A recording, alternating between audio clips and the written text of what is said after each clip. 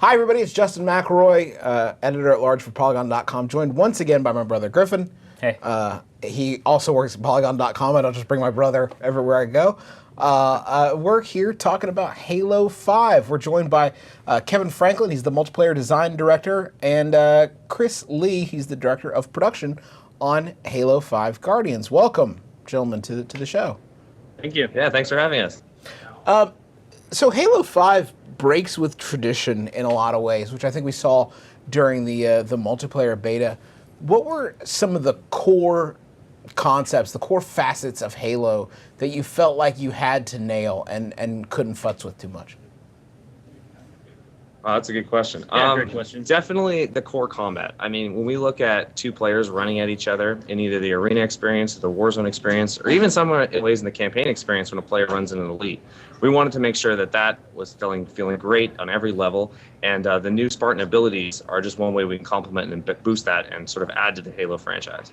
I also think we, storytelling and bringing to life these wonderful stories throughout the Halo universe is a core tenet that we always want to have front and center in any Halo experience that we make. And so telling an epic sci-fi campaign story, continuing the saga of Master Chief from Halo 4 was really important for us as well for this title. Was it hard for you guys to maintain those important facets while sort of introducing some big changes like aim down sights and a few of the other sort of big bold stuff that's new in Halo 5? So I think it's always challenging when you take something that has the legacy of Halo, but we wanted to be true to the legacy and really push things forward. And I think you've seen some intentional decisions on our part too, like for the multiplayer experience in particular. We really wanted to try something new and ambitious in Warzone, but then we also wanted to make sure we had something there that speaks to the legacy of Halo and that fair starts, competitive game mode, and arena. So we actually brought both of those experiences online. And so we tried to really make sure that we were kind of paying homage to where we have come from, but we're also trying to push the title forward and do new things with Halo 5 Guardians. Yeah, and Chris touches on some great points. I mean, we were fortunate enough to have such an incredibly powerful and vocal fan base that really helps us through all that. So when we had our multiplayer beta, we were listening to almost every single forum post, tweet, like everything we got.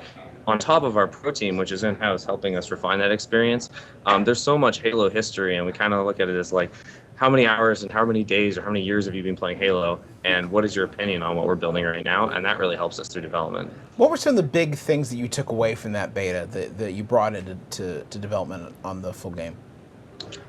Oh, a big surprise for me is just how quickly people picked it up. I mean, we've been playing this game like in our own play test for months and months and months. And then once we went live and all the servers went up and we had matchmaking and we brought ourselves online and played with our fans, how fast they had the abilities mastered and they were, killing us. And, you pick up the controller and they're instantly clamoring or using our smart link precision aiming mode, and it's just very intuitive and natural.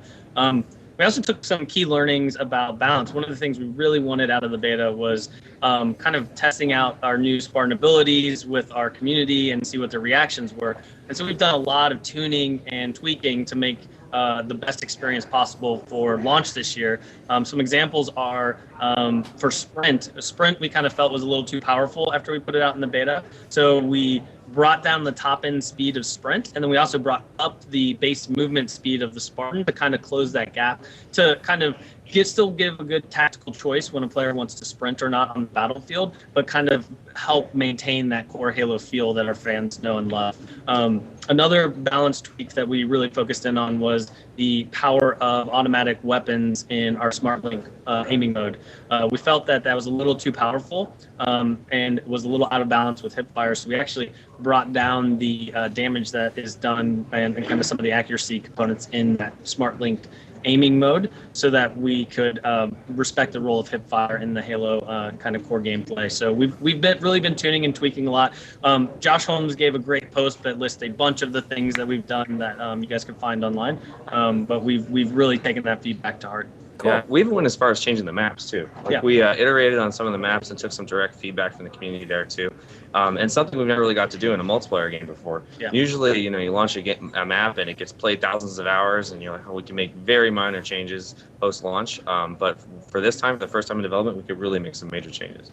I really liked some of the new modes that you guys had included in the beta, like the esports friendly elimination mode. Right there. Yeah, we've seen a bunch of people online though asking about Firefight and Spartan Ops, which are modes in past Halo games that have been extremely popular. Are there any plans to include anything like that in Halo 5 Guardians? Yeah, there are no plans to include Firefight or Spartan Ops in Halo 5 Guardians. However, we do have our new multiplayer mode Warzone, which incorporates 12v12 PvP, but also PvE elements that you have enemy bosses spawning on the battlefield to kind of give players a different option than straight PvP multiplayer. Kevin can probably talk a little bit more about that. Yeah, Warzone is a 12-on-12 mode with a huge combination, as Chris mentioned, player versus environment, so you can go after bosses, or you can go after other players. So we really wanted, it's not really a hybrid mode because it really is like a new, massive experience that we always wanted to build, but we were never really ready technically until we got dedicated servers and we got a game that was built from the ground up on Xbox One. I'm kind of curious about this. Not a big deal, but I was thinking about it earlier today. Why the decision to put a subtitle at the end of Halo 5? This is the first numbered, other than I guess Combat Evolved, if you want to count that. Yeah, but sure. why the decision to put a subtitle on there? Because that's something that's been used to communicate sort of spin-offs, like in the case of like Halo 3 ODST and stuff like that. Why was it important to make the full title Halo 5 Guardians? Yeah, so the Guardians play a really key role in the storyline for Halo 5. And we felt like it would be really important to call them out in the title of the game. So that was kind of one of the driving forces that we had behind that. We can't get into specifics of the role that they will play in the story. You guys will have to stay tuned to play the game in October. But they are this new Forerunner threat that's kind of present in the galaxy. And they're these mysterious giant Forerunner Guardians that are a big part of the story. I wanted to ask, Halo Master Chief Collection came out last year and had kind of a rocky launch, technically speaking. Are you guys worried at all about that affecting the early adoption of Halo 5 Guardians at all? So I think Master Chief was this great learning experience for the studio, and I feel that us putting out the Halo 5 Guardians beta also was a great learning experience. We could get a lot of information about how to make the best matchmaking online experience possible for Halo 5. And the team has been hard at work to make sure that we dial that in and ensure that it is ready to go when we launch this October. And, the team's been working hard on that, and I think we will have an amazing offering for people come October. Excellent.